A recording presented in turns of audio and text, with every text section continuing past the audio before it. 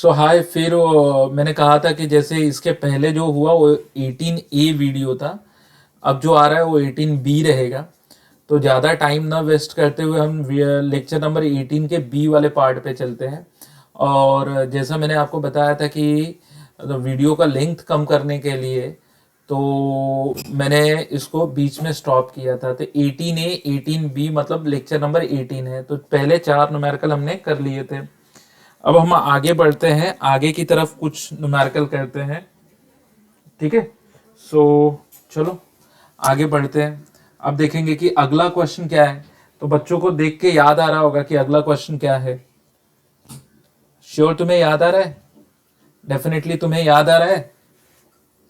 सो बच्चे बोलेंगे हाँ सर ये तो याद आ रहा है।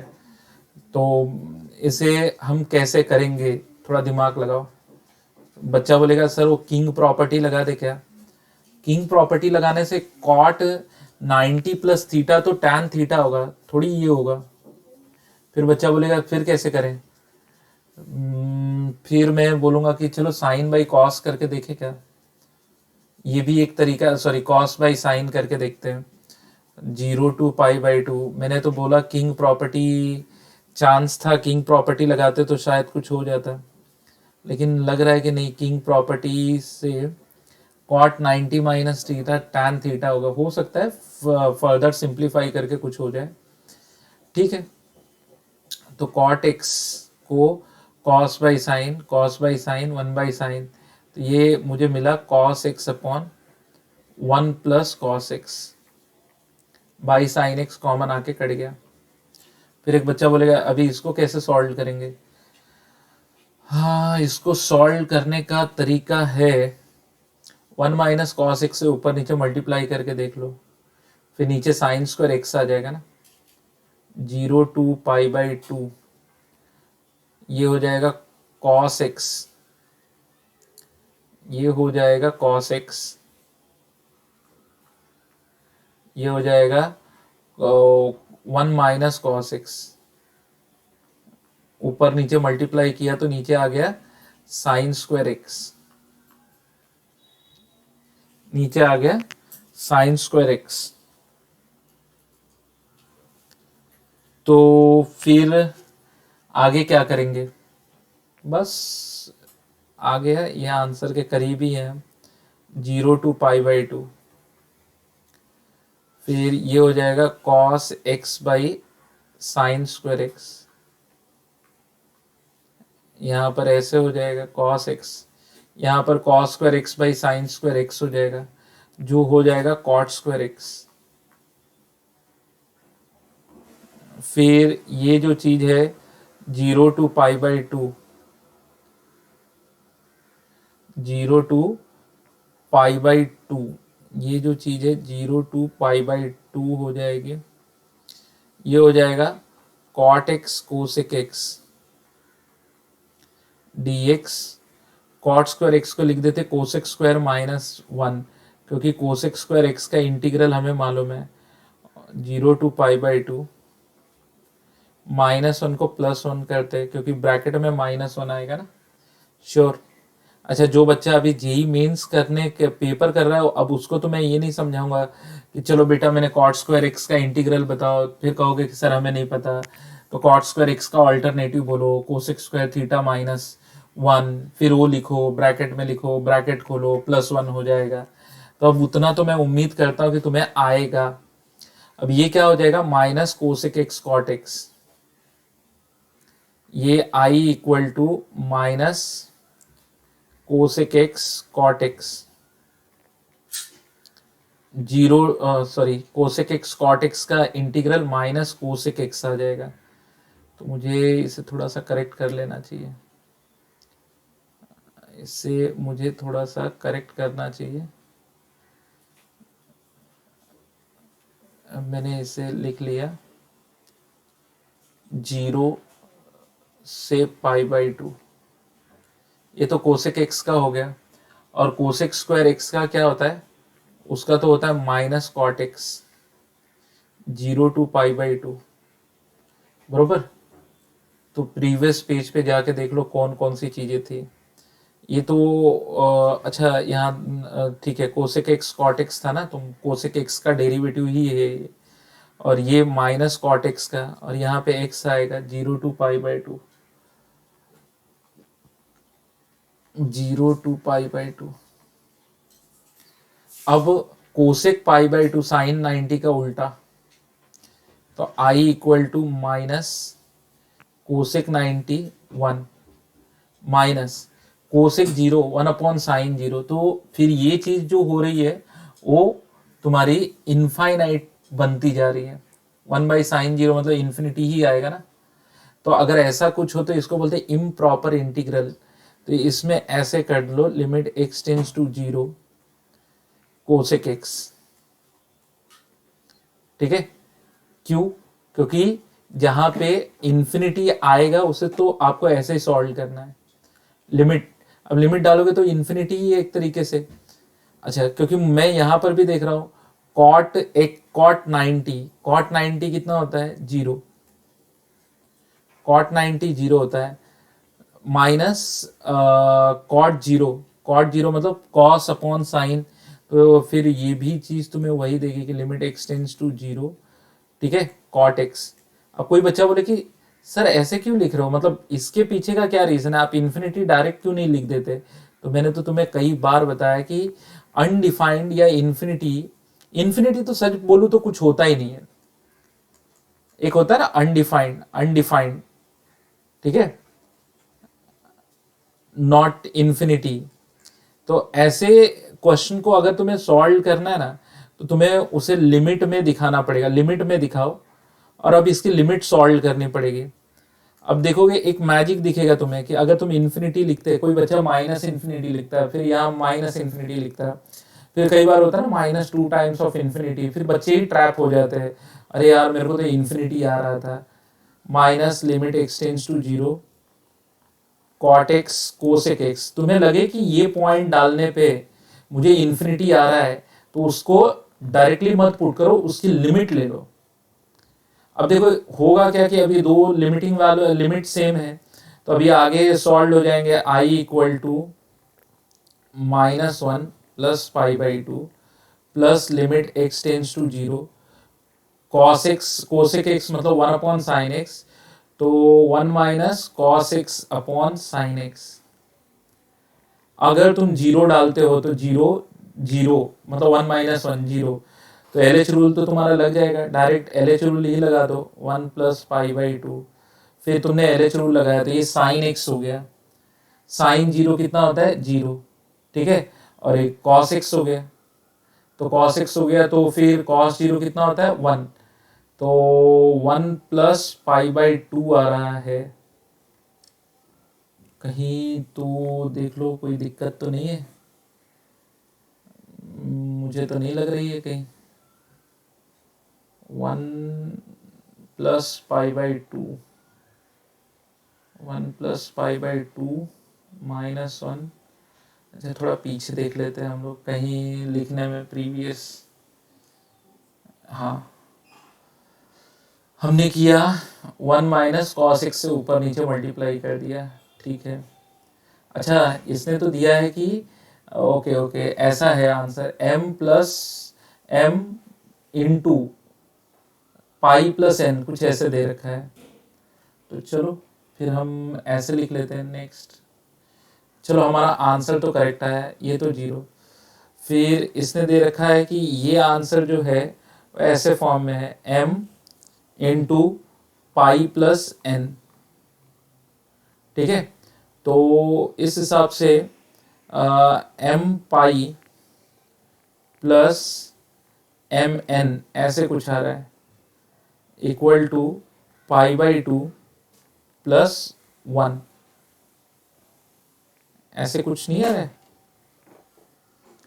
तो फिर ऐसा हो गया कि m बराबर हाफ हो गया और mn बराबर 1 हो गया, तो n बराबर 2। mn ही ढूंढने को बोल रहा था, तो ये 1 सही है। तो इस लॉजिक को, अच्छा इसे बोलते हैं इम्प्रॉपर इंटीग्रल। इम्प्रॉपर किसे कहते हैं, जहां पे अभी देखो मैं तुम्हें ऐसे बताता, चलो हमने कोसेक जीरो डाल दिया, तुम कहते कि सर इन्फिनिटी आ रहा है, सर हमने बुक में पढ़ा है तो कहीं इन्फिनिटी लिखा है कहीं अनडिफाइंड लिखा है, तो जब तुम्हें लगे कि कोई नंबर डालने पे इन्फिनिटी या अनडिफाइंड रिजल्ट हो जाएगा तो उसकी लिमिट बाहर निकाल लो, ठीक है, लिमिट। तो कोई बच्चा बोलेगा अगर लिमिट निकालते तो उससे क्या फायदा होगा, तो डेफिनेटली वो कहीं ऐसी जगह पे एंड होगा जिसका एक फाइनाइट सोल्यूशन आएगा। अच्छा कोई बच्चा बोले अभी तुम यहाँ करते ना कि इन्फिनिटी 1 माइनस इन्फिनिटी, ठीक है, तो फिर आंसर इन्फिनिटी ही आता। चलो अब हम आगे की तरफ बढ़ते हैं। ये क्वेश्चन है कि f ऑफ 2 6 है, f डैश 2 1/48 है, limit x tends to 2 g of x निकालो। g ऑफ x यहाँ से क्या हो जाएगा, g ऑफ x यहाँ से क्या हो जाएगा, तो g ऑफ x यहाँ से हो जाएगा limit x tends to 2 g of x उसने दिया है, सो limit x tends to 2 8 to f of x 4 t cube dt upon x minus 2 हो जाएगा। फिर एक बच्चा बोले ठीक है सर ये तो समझा, अभी कैसे करेंगे, तो ये 2 डालोगे तो क्या आएगा, तो बच्चा बोलेगा सर 2 डालने पे तो 0 नीचे आ रहा है, और अगर इधर डालते हो तो f ऑफ 2 8 to 6। अच्छा नीचे 0 आ रहा है तो फिर एक चीज समझ लो कि नीचे 0 आ रहा है मतलब कि 0/0 तो पक्का होना ही है इसका। अगर तुम्हें इसे फाइनाइट बनाना है तो 0/0 लिमिट का फॉर्म होना चाहिए। अब मैं बहुत सारी चीजें नहीं बताऊंगा कि 2 डालो, यहाँ पे 2 डालो 8 to 6, फिर इसे इवेलुएट करो, ये सारी चीजें नहीं, इतनी नहीं। अगर नीचे 0 आ रहा है तो पक्का 0/0 तो होगा ही होगा। फिर बच्चा बोलेगा चलो सर मान भी लिया 0/0 होगा, तो अब आप इसको कैसे सॉल्व करोगे, बिना इंटीग्रेशन के सॉल्व करोगे। अगर 0/0 होगा तो फिर LH रूल लगेगा, और LH रूल जब लगेगा तो डिनोमिनेटर का डेरिवेटिव तो 1 हो गया। हाँ अब ये fx इधर आ जाएगा, इट्स 4 इंटू fx का क्यूब, 4 इंटू fx का cube into derivative of fx f dash x minus 4 into 8 का क्यूब इंटू डेरिवेटिव ऑफ 8 जो हो जाएगा 0। फिर बच्चे ने बोला अगर सपोज वो कर लिया फिर क्या आएगा, डालो ये value, it's 4 into f of 2 कितना है 6 का क्यूब इंटू f डैश 2 1/48, 4 से 12 हो जा, फिर 6 इंटू 6 इंटू 6/12, 2 जा 3 जा 18 आंसर आ रहा है। एक लाइन का था ये क्या टफ था, मुझे बताओ क्या ये टफ था, कहीं पर तुम्हें लगा, बच्चे बोलेंगे सर हम लोग ये स्टेप को लेके कंफ्यूज हो गए। अरे ये स्टेप कुछ नहीं है यार, gx की वैल्यू देखो ये पूरा ये इसके नीचे चला जाएगा, ठीक है, और अगर नीचे चला गया तो फिर तुम्हें gx मिल जाएगा, gx यहाँ डाल दो, लिमिटिंग वैल्यू निकालने, नीचे 0 आ रहा है मतलब ऊपर पक्का 0 होगा। अच्छा कोई बोलेगा सर लेकिन अगर नहीं हुआ तो 0, पक्का डेफिनेटली वो 0। अच्छा चलो नीचे तो 0 हो रहा है, नीचे 0 हो रहा है मतलब अनडिफाइंड तो हो जाएगा ना। अच्छा कोई बोले कि सर अगर मान लो कि मैंने LH रूल नहीं लगाया, तो तुम ही बताओ फिर कैसे सॉल्व करोगे। फिर एक बच्चा बोलेगा सर अगर मैं x की जगह पे 2 डाल दूं तो डाल दो, f ऑफ 2 6 हो जाएगा, फिर आगे इवेलुएट करो। फिर एक बच्चा बोलेगा सर उससे तो 0 नहीं आएगा, ठीक है, ये t⁴/4 हो जाएगा, तो फिर 4 कट जाएगा, t⁴, वही तो चीज मैं बोल रहा हूँ। फिर नीचे अगर ऊपर नहीं भी हो रहा है तो नीचे डालने पे तो अनडिफाइंड हो जाएगा ना। इसका मतलब कि कोई बच्चा बोलेगा ऐसे थोड़ी होता है कि यहाँ पर नीचे 0 आ गया, एक्चुअली 0/0 या इन्फिनिटी के लिए ही लगता है ना LH रूल, ठीक है। अच्छा ये देखो यहाँ पर भी इस वर्ड का अपना एक इम्पोर्टेंस है, कंटिन्यूअसली डिफरेंशिएबल कौन, f है, यानी f का डेरिवेटिव ले सकते हो, f का डेरिवेटिव ले सकते हो, f कंटिन्यूअसली डिफरेंशिएबल है, ठीक है, और f डैश 2 है। तो ये देख के ही तुम्हें आइडिया आना चाहिए कि f डैश 2 दिया है मतलब डेरिवेटिव कैसे आएगा, डेरिवेटिव तो तभी आएगा जब तुम डेरिवेटिव लोगे।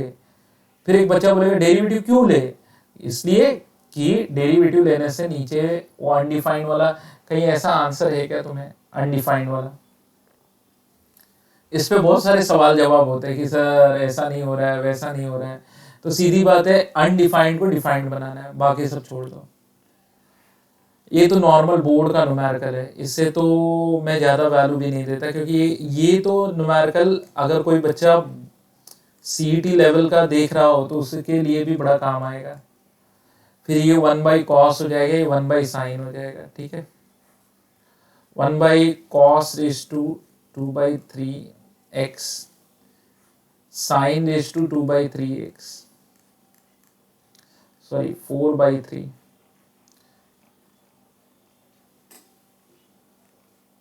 4/3x।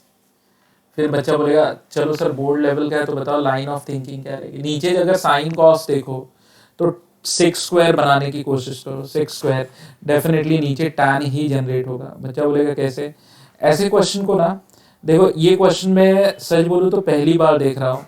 कोई बोलेगा ये टाइप किसने किया है, तो टाइप तो किसने करके दिया, sorry divided by cos square x, ये किसी ने टाइप करके दिया है। बट ये क्वेश्चन को कम से कम हजारों बार मैंने क्लास में सॉल्व करवाया होगा। तो कॉस स्क्वायर एक्स से मैंने डिवाइड कर दिया, कॉस स्क्वायर एक्स से मैंने डिवाइड कर दिया। फिर बच्चा बोला चलो ठीक है, कॉस स्क्वायर एक्स से डिवाइड किया, फिर क्या होगा? फिर ये ऐसे कन्वर्ट हो जाएगा, ये तो 6 स्क्वायर एक्स में कन्वर्ट हो गया, π/6 से लेके π/3, ये बन गया 6 स्क्वायर एक्स dx। और मैं सोच रहा था अगर इसे उड़ाना है तो इसको एक काम करते हैं ना, ये 2/3 है ना, एक काम करते हैं, ये पावर यहाँ से माइनस कर देते हैं, ये माइनस करेंगे, ये इस पावर को नीचे से माइनस करते हैं, तो 2 - 2/3, 6 - 2, तो ये 4/3 आ जाएगा। 4/3 देखो, लॉ ऑफ इंडाइसेस लगाओ, ठीक है, 2 में से 2/3 गया तो इट्स अ 4/6 - 2, 4/3 हो जाएगा। तो ऑटोमेटिक नीचे tan x, tan raise to 4/3x ऐसे आ गया।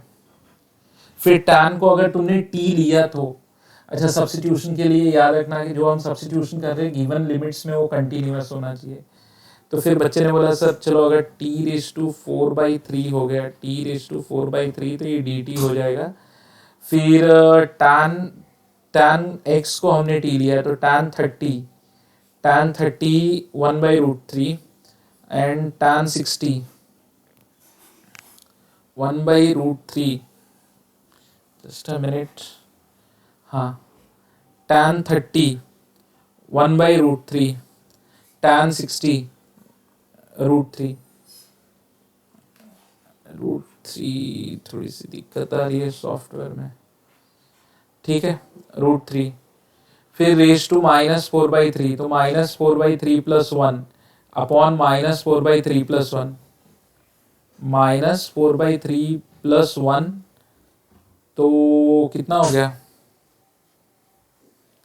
-4/3 + 1 मतलब -1/3 अपॉन -1/3, ठीक है। फिर अपर लोअर लिमिट डाल दो, अब तो खेल पूरा इंडाइसिस का ही आ गया, तो -3 कर देते हैं इसे कर देते हैं -3 और ये हो गया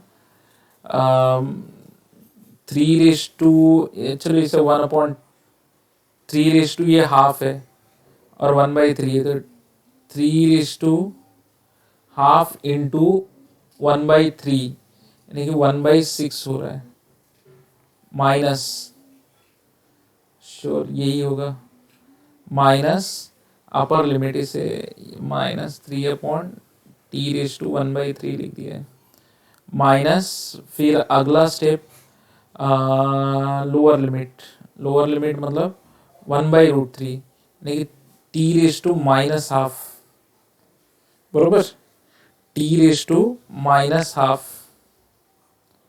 सो ये तो हो जाएगा 1/√3। 1/√3 देखो मैंने गलत तरीके से लिखा है, वही मैं बोल रहा हूँ क्यों इल्यूजन हो रहा है यहाँ पे। रूट के अंदर रूट दिखाई दे रहा था मुझे, लिखा ही गलत तरीके से था। हाँ तो अभी ये हो जाएगा 3/12 का पावर 1/3। अच्छा 1/3 डाला है ना, तो -12, तो ये तो तुम्हारा हो जाएगा -1/6। 3 - 1/6। अभी इसे कैसे सॉल्व करें, क्योंकि देखो खेल तो बड़ा गंदा वाला हो गया। cos² x से डिवाइड किया ऊपर नीचे, ठीक है ठीक है ठीक है। तो 3/1/6 हो गया, -1/6 और +1/6, ऐसा कुछ ऑप्शन दिख रहा है क्या?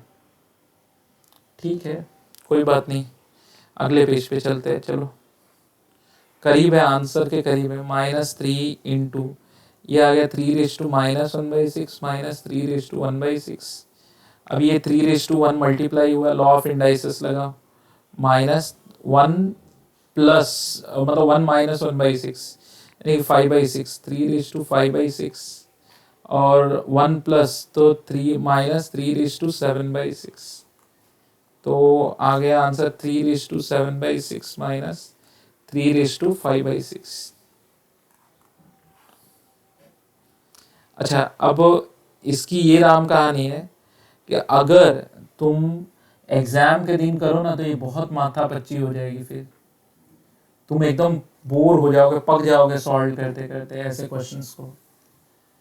देखो क्वेश्चन बहुत इजी था, क्वेश्चन में आई होप कुछ बहुत, ये तो बोर्ड लेवल का न्यूमेरिकल है, लेकिन जो सिंप्लीफाई करना था वो थोड़ा सा लॉजिकल था। याद आ रहा है, limit n tends to infinity बताया भी था, तो बच्चे को याद आ जाना चाहिए। अरे सर ये तो याद आ गया, वो अपना ये वाला है, समेशन में पहले इसको लिखते हैं, समेशन ऑफ, हाँ अभी n+1 n+2 n+3 लास्ट में n, मतलब ये सारे टर्म n+r के फॉर्म में n/1/3, सबके नीचे है n/4/3, ये भी चलो समझ में आ गया। फिर आप कह सकते हो कि 4/3 होने के बाद फिर स्टार्ट कहाँ से हो रहा है, r कहाँ से स्टार्ट हो रहा है, r1 से चालू हो रहा है, एंड कहाँ पर हो रहा है, तो n+n मतलब r n पे एंड हो रहा है। तो फिर आप कह सकते हो कि limit n tends to infinity, n tends to infinity.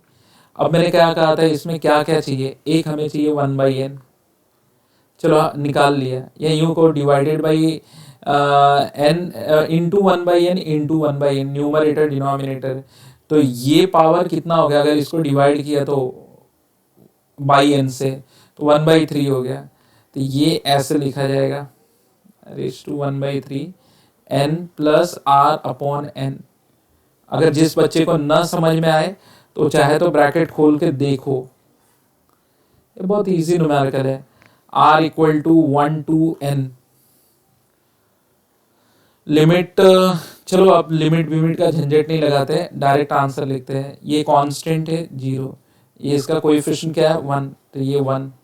फिर ये 1/n dx divided by n divided by 1 + x⁻1/3, linear है आराम से, 1 + x⁻, फिर कितना हो जाएगा 1/3 + 1 4/3 डिवाइडेड बाई 3/4 यहाँ पे, यानी 4/3 यहाँ पे करेंगे, 3/4 बन जाएगा। Under the limit of 0 to 1, 0 to 1, 1 डाला तो 2 हो जाएगा, तो ये हो जाएगा 3/4, यहाँ पे हो जाएगा 2/4/3। अच्छा ये तुम यकीन मानो, बहुत लोगों को लगता है अभी जीरो क्या डालने का, जीरो पे तो ये जीरो हो जाएगा, ऐसा इल्यूजन लगता है। कुछ लोग बोलेंगे सर ऐसे आप झूठ बोल रहे हो, नहीं नहीं, I am telling you the fact. फिर ये जीरो डालेंगे तो ये 1 हो जाएगा, तो ये 1। और क्योंकि उन लोगों ने ऐसे आंसर्स दे रखे हैं ना, यहाँ पे देखो ऐसे आंसर्स मिलते जुलते दे रखे हैं यहाँ पे, तो बहुत लोगों को ये सारे इल्यूजन्स होते हैं, तो प्लीज इसके चक्कर में मत पड़ना। तो राइट आंसर इज ए, ठीक है, मल्टीप्लाई करके ये निकाल लिया। तो होपफुली अब तुम्हें थोड़ा सा लग रहा होगा कि नहीं यार पेपर डेफिनेट इंटीग्रेशन का तो काफ़ी इजी आता है, तो मेरा डे वन से, जब मेरे पास जो बच्चे पढ़ने आते हैं, तो मैं डे वन से कह देता हूँ जिस टॉपिक को आप पढ़ो उसके मेंस तक, अगर आपको लगता है कि नहीं इसका मेंस लेवल मेरा पढ़ के हो गया, तो आप क्वेश्चन सॉल्व करो। अब देखो ये sine 2x into 1 + cos 3x 0 to 2 पाई। ओके, अब ये क्वेश्चन को कैसे करें, क्या लॉजिक, ऊपर से ये जो डब्बा है ग्रेटेस्ट इंटीजर वाला वो यहाँ से यहाँ तक है, फिर 0 to 2 पाई। अब मुझे तो नहीं समझ में आ रहा कि इसमें कौन सी प्रॉपर्टी में लगाऊं। ऐसे कर दो क्या, रिप्लेस 2x बाई वो वाला ही लगा देते हैं, replace x by sum of the, एक किंग प्रॉपर्टी लगा देते हैं। ये एक क्वेश्चन है, सपोज ये i इक्वल टू करके एक क्वेश्चन है, ये i इक्वल टू एक क्वेश्चन है। और अगर मैं किंग प्रॉपर्टी लगाऊं तो ये ब्रैकेट में x की जगह पे ये ऐसे हो जाएगा 2 इंटू 2 पाई माइनस x, तो ये हो जाएगा 4 पाई माइनस 2x। तो 4 पाई तो आपका यहाँ पे आएगा 4 पाई माइनस 2x, तो ये तो नेगेटिव हो जाएगा फोर्थ क्वाड्रेंट में। और यहाँ पे 3 इंटू 2 पाई माइनस x अगर मैं लगाता हूँ, 3 इंटू 2 पाई माइनस x तो 6 पाई माइनस x 3x, तो 6 पाई तो यहाँ पे लाई करेगा sure. Even pi positive right, positive side of x axis लाई करते हैं, पॉजिटिव एक्स एक्सिस पे इवन पाई लाई करते हैं। प्लस बोलेंगे तो ऊपर, माइनस बोलेंगे तो नीचे। ऑड पाई यहाँ पे लाई करता है। इसका मतलब कि अगर मैं किंग प्रॉपर्टी लगाता हूँ, ठीक है, चलो आओ एक काम करते हैं, अप्लाइंग किंग प्रॉपर्टी। फ्रैंकली बोलो, आई एम नॉट एक्टिंग लाइक कि चलो मुझे तो नहीं आता फिर अचानक से मैं करके दिखा दूंगा और कह दूंगा कि मैं हीरो हूँ, ऐसा तो नहीं है। मैं कह रहा हूँ कि एग्जैक्टली ये क्वेश्चन को मैं फर्स्ट टाइम देख रहा हूँ, तो मुझे फटाक से अभी क्लिक नहीं हो रहा है क्या करना है। तो मुझे याद आया कि मैं किंग प्रॉपर्टी लगा दूँ, तो किंग प्रॉपर्टी के हिसाब से ये हो जाएगा साइन ऑफ 2 इंटू एक्स की जगह पे हो जाएगा 2 pi minus x into 1 plus cos of 3 into 2 pi minus x. ये जस्ट मैंने किंग प्रॉपर्टी लगाई है। आई डोंट नो कि इसके बाद क्या होगा, 0 to 2 pi, but 4 pi minus 2x, 4 पाई बोलेंगे तो इवन पाई इधर लाई करता है, तो 4 पाई माइनस 2x मतलब मैं मान के चलता हूँ फोर्थ क्वाड्रेंट में, तो ये माइनस साइन 2x हो जाएगा। और 6 पाई माइनस 3x मतलब वही सेम क्वाड्रेंट में, कॉस है तो इसलिए 1 प्लस कॉस ऑफ 3x रहेगा, 1 plus cos of 3x dx। ये हो गया नंबर 2। अगर मैं इसको ऐड भी करूं, 1 + 2 करूं तो 2y 0 to 2 pi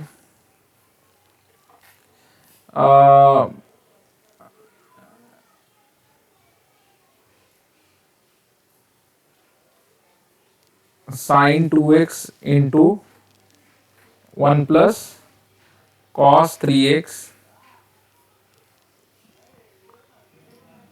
minus plus, क्या दिक्कत हो रही है, यहाँ पे ब्रैकेट डालना पड़ेगा, plus minus sign 2x, as2x मतलब साइन 2x है, 1 प्लस कॉस 3x।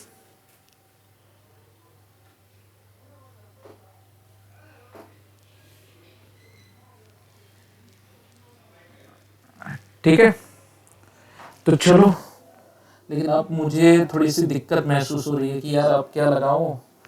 अब ग्रेटेस्ट इंटीजर है, ऐसा थोड़ी होगा कि ये ब्रैकेट है कि इसको ऐड कर दे तो 0 हो जाए, 0 तो दिख भी नहीं रहा है। लेकिन अगर मैं ऐसे सोचूं कि अगर मैं इंटीजर लेता हूं तो इसका आंसर अगर मैं मान के चलूं जैसे 2 + -2, अगर ये इंटीजर हो जाए तो 2 - 2 0 हो जाएगा, अगर इसका आंसर इंटीजर होता है तो। और अगर ये इंटीजर नहीं है तो 1.9 प्लस माइनस 1.9, तो ये देगा 1, ये देगा -2, तो -1। फिर अगर ऐसे मैंने ले लिया 3.5, क्योंकि एग्जाम के दिन ना वो प्रॉपर्टीज, अच्छा मैं एज अ टीचर मुझे वो याद है कि कौन सी प्रॉपर्टी मैं यूज करने जा रहा हूँ, बट मैं वो उन बच्चों के लिए भी बता रहा हूँ कि जिन बच्चों को कुछ याद ही नहीं रहता है, तो ये तो 3 देगा, ये -4 देगा, तो -1। अच्छा कोई बच्चा बोले फिर आपको कैसे पता चला कि इसका आंसर इंटीजर नहीं है?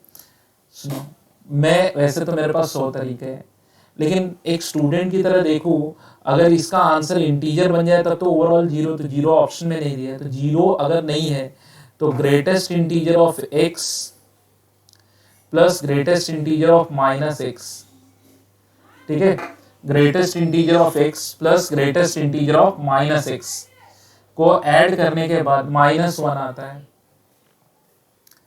सो यहाँ पे मैं बोलूंगा कि इसका आंसर 0 to 2 पाई, फिर -1 dx, जो हो जाएगा -x 0 to 2 पाई, तो -2 पाई ये आ जाएगा, तो i = -पाई, देखो इसका आंसर आ गया। अच्छा अब इससे बच्चा पूछेगा कि सर इसको कौन सी कैटेगरी में डालोगे? मीडियम कह सकते हो कि मीडियम क्वेश्चन है, बहुत डिफिकल्ट भी नहीं है, बहुत इजी भी नहीं है, थोड़ी थोड़ी चीजें इसमें लॉजिकल। अच्छा कोई बच्चा बोले सर आप सर हो, आप क्वेश्चन देख के ही बता देते हो कि इसमें क्या करना है, या आपको एक्सपीरियंस हो गया है? तो देखो एक्चुअल क्या है कि मुझे इंटीग्रेशन में जब कुछ नहीं आता है तो मैं किंग प्रॉपर्टी घुसेड़ देता हूँ, वैसे भी मुझे आ तो नहीं रहा था, लगाने के बाद ऐड कर दो, बात खत्म हो गई। फिर अगले क्वेश्चन की तरफ जाते हैं। अच्छा ये बच्चों को याद आ रहा होगा, अरे ये सर ने तो कहीं क्वेश्चन करवाया है, मैंने तो बोला है कि कॉट इनवर्स रहेगा तो पहले उसको टैन इनवर्स में चेंज करो, 0 to 1 x इंटू, अब इसे टैन इनवर्स में चेंज करो। जैसे तुमने टैन इनवर्स में चेंज किया तो फिर ये अपॉन 1 का उल्टा हो जाएगा, 1/1 माइनस x² + x⁴ dx, ये ऐसे हो जाएगा। फिर बच्चा बोलेगा अभी इसको कैसे अटेम्प्ट करें? टैन इनवर्स तुम्हें तो फिर अगर कोई बच्चा बोले कि कुछ सब्स्टिट्यूशन कर ले, हाँ बिल्कुल कर लो, दिख रहा है x² = t, तो 2x dx dt हो जाएगा। तो एक काम करो ना, दोनों साइड 2 से मल्टीप्लाई कर दो। तो चलो इसे और सिंपल बना लेते हैं थोड़ा सोच के। सो ये क्वेश्चन हो जाएगा tan inverse of 1/1 minus t plus t², 1 minus t plus t² और 2x dx dt।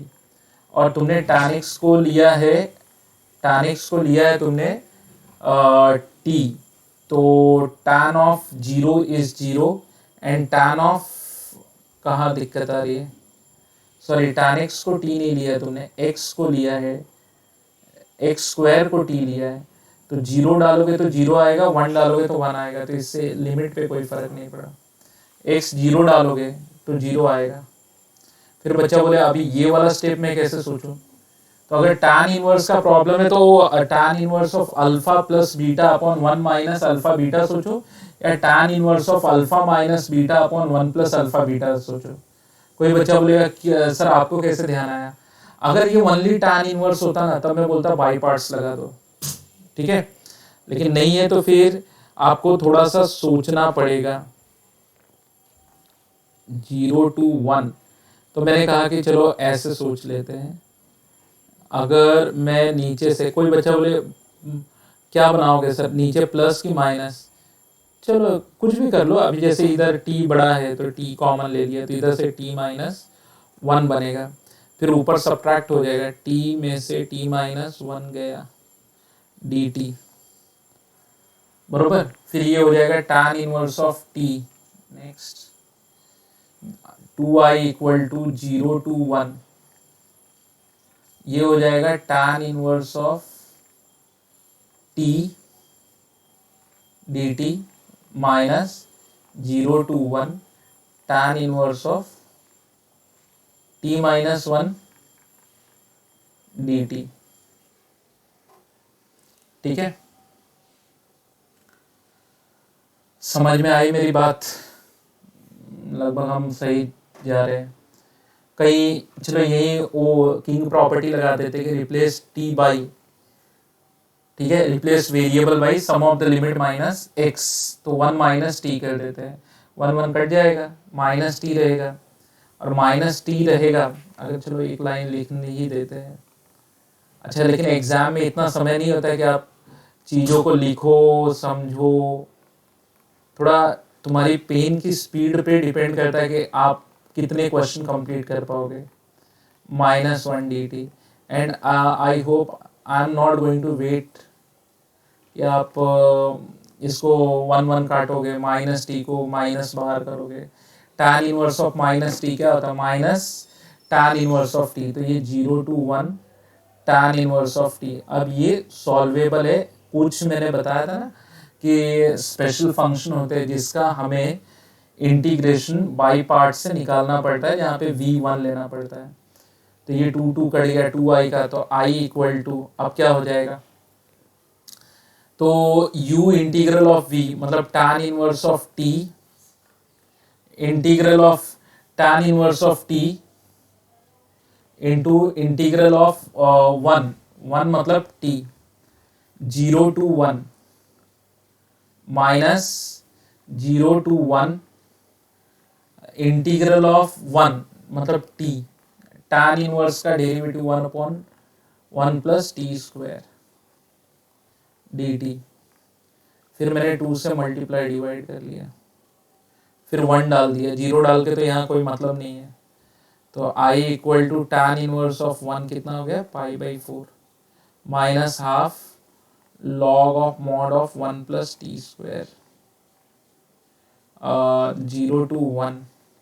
अब 1 लिमिट डाला तो ये 2 हो जाएगा, 0 डाला तो 1 हो जाएगा, तो वो log 1 0 होता है, इसलिए लोअर लिमिट नहीं डाल रहा हूँ। π/4 minus half log 2 to the base c। हो सकता है किसी बच्चे को लगे कि सर ने बहुत जल्दी जल्दी पढ़ा दिया, तो ये क्वेश्चन तो मैंने रेगुलर लेक्चर में भी सॉल्व करवाया है, तो रेगुलर लेक्चर भी एक बार देख लेना।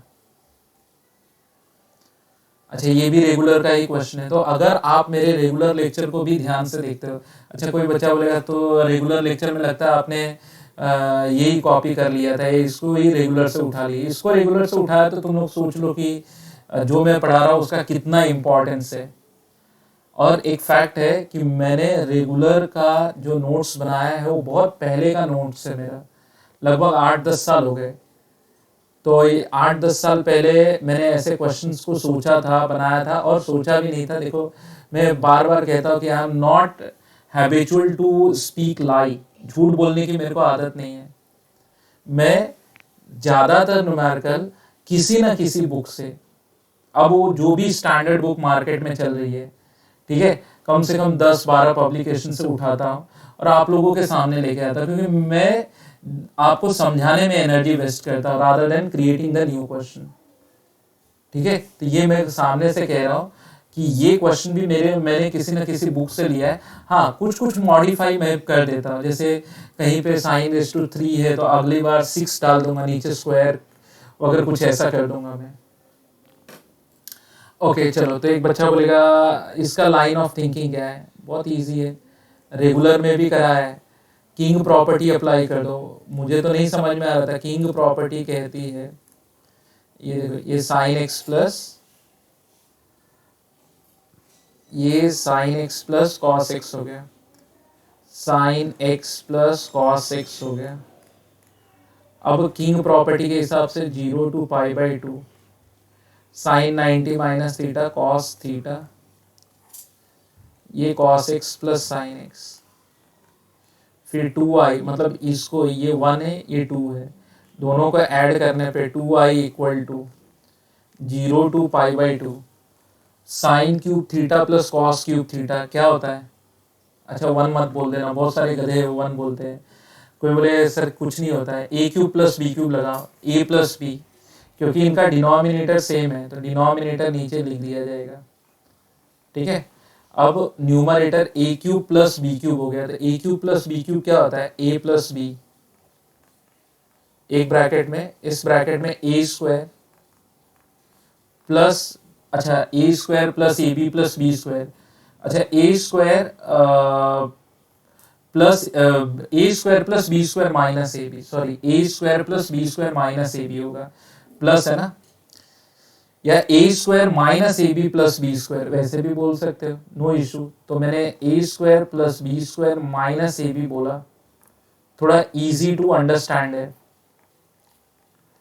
फिर कोई भी बच्चा बोलेगा कि हाँ सर ये समझा, ये टर्म कटा 0 to π/2, फिर ये तो 1 हो गया, और ये देखा सुना लग रहा है sin 2x/2, जैसे नहीं फॉर्मूला आता है फिर अब उसके लिए मैं क्या बोलूं, झूठी बात नहीं बोलता है, जिनको फॉर्मूला ही नहीं आ रहा वो कहाँ से जेईई मेंस क्लियर कर पाएंगे। 2i = ये x हो गया, sin 2x का इंटीग्रल माइनस cos 2x/2, ठीक है, 0 to π/2। ओके, अब जब मैंने लिमिट अप्लाई किया तो क्या आएगा, 2i = पहले π/2, ये π/2 हो गया, ये प्लस हो गया, ये 1/4 हो गया, cos 2 × π/2 -1 हो गया, 0 हो गया, -0, ब्रैकेट कर लेते हैं, -0, फिर -1/4, cos 0 1 हो गया। देखो सॉरी ये प्लस था ना, एक लाइन और मुझे यहाँ पे लिख देनी चाहिए थी, x plus 1/4 cos 2x 0 to π/2। अब देखो, फिर ये 2i = π/2 -1/4 -1/4, ये हो गया π/2 -2/4, π/2 -1/2, तो पाई माइनस आंसर आई का आ गया पाई -1/4, सी वाला। चलो अभी इस लेक्चर को एंड करने के लिए और एक लास्ट न्यूमेरिकल हम लेते हैं, ये वाला। अब ये कोई भी बच्चा देख के बोल देगा कि ये कौन सी प्रॉपर्टी है, 8 अप्रैल को आया था, कौन सी प्रॉपर्टी है बेटा, याद आ रही है? बच्चा बोलेगा सर इवन ऑड है, क्योंकि ऊपर नीचे सेम नंबर और ये माइनस है। फिर g ऑफ fx निकाल लो, ये fx यहाँ पे डालोगे, सपोज करो मैंने रेड मार्कर से लिख दिया, अगर तुम ये चीज़ यहाँ डालते हो तो यहाँ fx होगा, यहाँ पे fx होगा, तो g of fx log of fx होगा। मतलब इस क्वेश्चन को आप कह सकते हो कि इट इज़ लाइक दिस, -π/4 से π/4, g ऑफ fx मतलब log of fx 2 - x cos x upon 2 + x cos x dx, ऐसे भी ये आ जाएगा।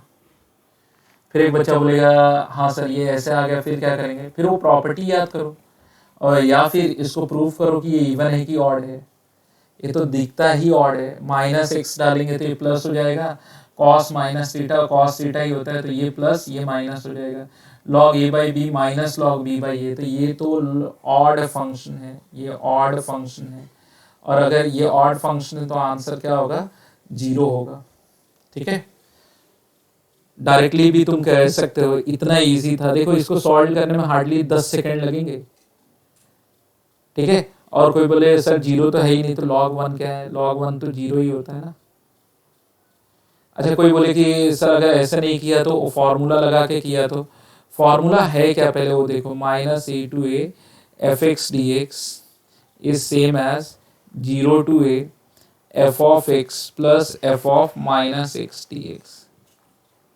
ठीक है, तो f of x मतलब जो क्वेश्चन है, और f of -x मतलब ये प्लस ये minus, log a/b plus log b/a, तो जब तुम दोनों को ऐड करोगे तो log a/b into log b/a, क्या आएगा, log a by b into log b by a, log a by b into b by a, जो देगा तुम्हें log 1 दैट इज व्हाट 0।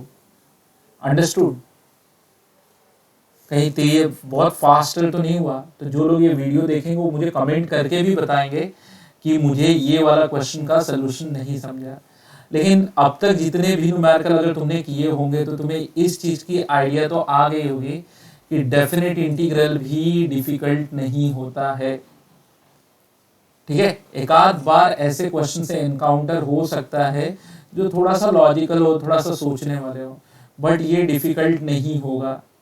ठीक है, तो अब वेट करो कि मैं जनवरी 2019 फिर 2018 2017 के क्वेश्चन लेके आओ। Till then thank you very much. ठीक है, और हम अगले लेक्चर में जब मिलेंगे तो क्या करेंगे, अगले लेक्चर में जब मिलेंगे तो 17 और 19 18 17 के न्यूमेरिकल करेंगे। तब तक के लिए थैंक यू वेरी मच।